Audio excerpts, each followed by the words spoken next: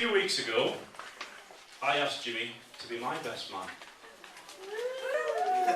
Yesterday, he tapped me on the shoulder and said, "Go easy on me, dogs. I'll go easy on you." Sorry, Jim. Not a chance.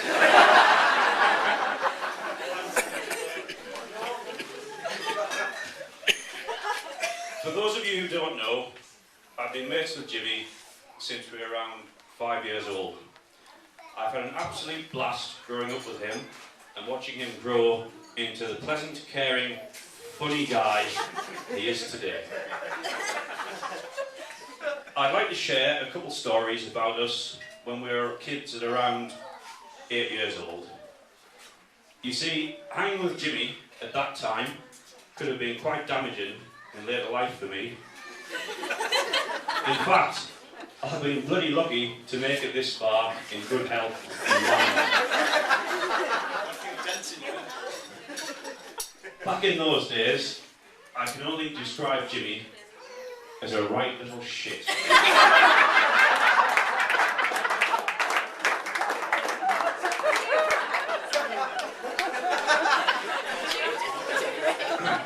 One day, I invited him to my granddad's farm. Unbeknown to us, we were walking across the thin crust of a pit of liquid cow shit. Being a few kilos heavier than Jimmy, I fell through the crust and began sinking to a shitty, shitty death.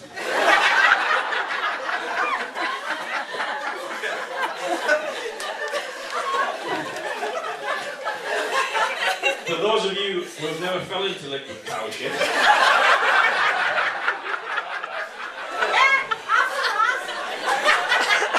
it's just like quicksand, but shit. Quick shit.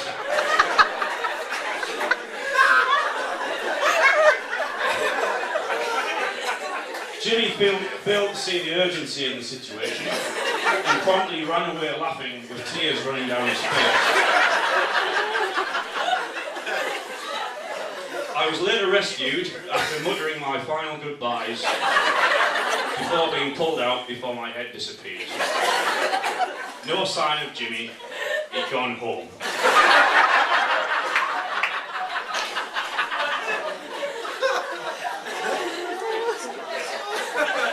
Oh, just getting started. Another little story. Once I visited Jimmy's house, as we used to at that age. No doubt excited about a kick around in the field or maybe playing on the bikes or any other activity 8-year-olds would find exciting. No. Jimmy produced an ice cream tub full of marbles and proceeded to tell me it would be tremendous fun to crush them in a vice. In case you don't know, crushing a marble in a vice is like setting off a small grenade made of glass. And we crushed every last one of them.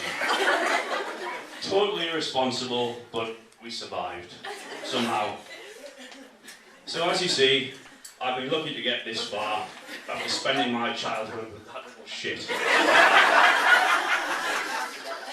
But, you know, I was talking to Phil, and we found it really hard to find stories that would embarrass him because he's spent his whole life dedicated to embarrassing us. However, it's worth mentioning a few strange habits he has when he's had a few beers. Where are you going, Phil? Did you get the picture with the... Sit yourselves out. Did you get the picture? Sit yourselves out. Did you get that picture we talked about? Yeah. Alright. Hurry. So Jimmy's little habits when he's had a few beers. Urinating on his friends while standing next to them in a urinal. That's why we have portaloos instead of urinals. Rubbing cheese Doritos all over himself and laughing wildly. That one is actually quite scary, as he was naked when I caught him doing that. I think that was in Blackpool. You should have told me this earlier, Todd. I like your Emma, I wanted you to get roped into it. And running around the bedroom with a sock. I'll stop there.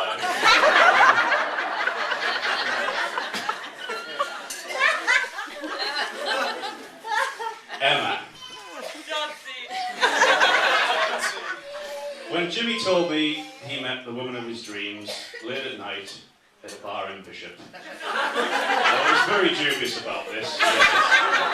It's pretty much happened to us all.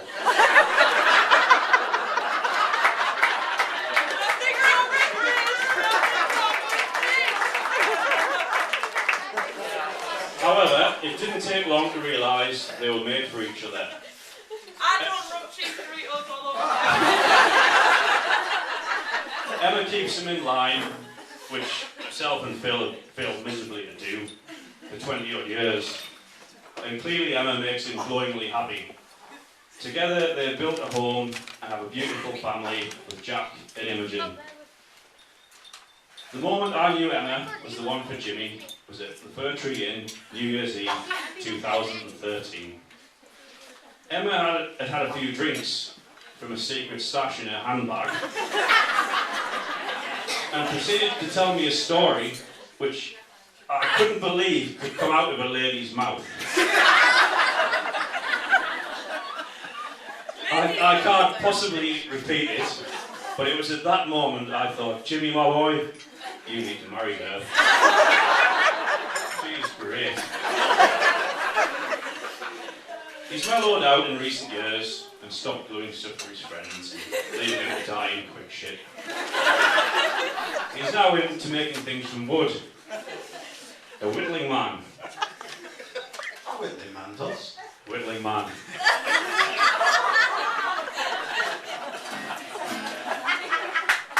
Pass you on to Phil.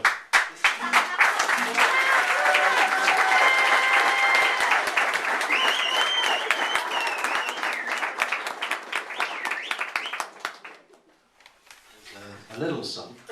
At the back, can you hear the guitar all right? No? You should have been nicer to Emma.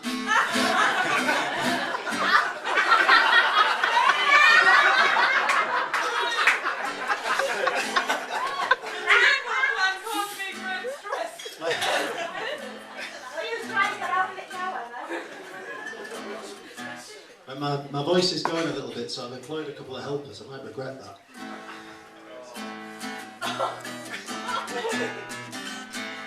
In the woods of Weardale, that's where he made his home.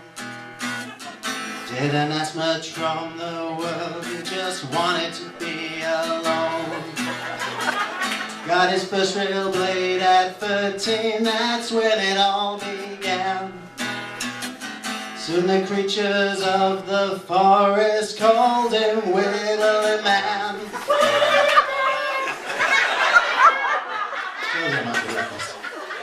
Yeah, he whittled all day, and he whittled all night, he whittled everything inside. He whittled on a stick and he whittled on a shoe. Come too close, gonna whittle you too. Keep a safe distance if you can. You're never safe around Whittling Man.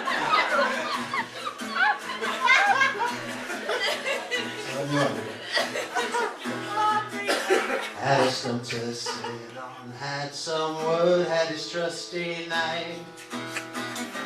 Whittled out a house, a car, and he whittled himself a wife. Excellent.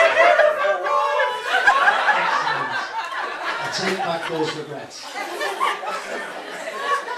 Whittled out a kid, wedding venue, somewhere for you to sit. So you'd have something to eat off. He whittled a cutlery set. Oh, he whittled all day, whittled all night, whittled everything inside. He whittled on a stick and he whittled on a shoe. He come too close, he'll whittle you too. Keep a safe distance if you can. You're never safe around Whittling Man.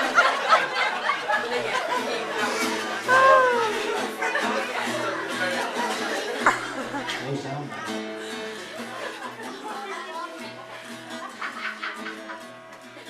Just have to give her a hug. We're right upside down because the guitar was all quiet. Some Wailing man was formerly known by another name. Back in Union Rugby days, we played a different game. Me and Dottie here, we could tell you a story or two. From the days when instead of a knife, he carried round super glue. Yeah, he glued all day and he glued all night. He glued everything inside. He glued to a stick and he glued to a chair. Why you think me Dottie ain't got no hair?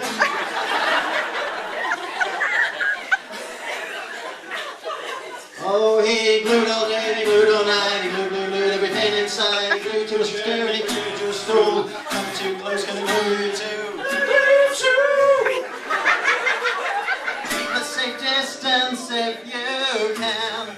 You're never safe around Bastard Man.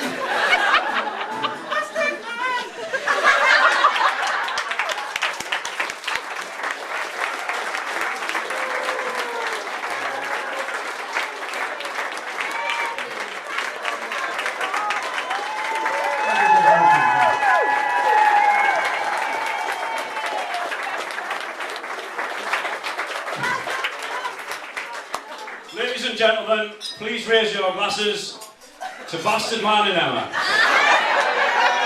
Mr. and Mrs. Bastard Man.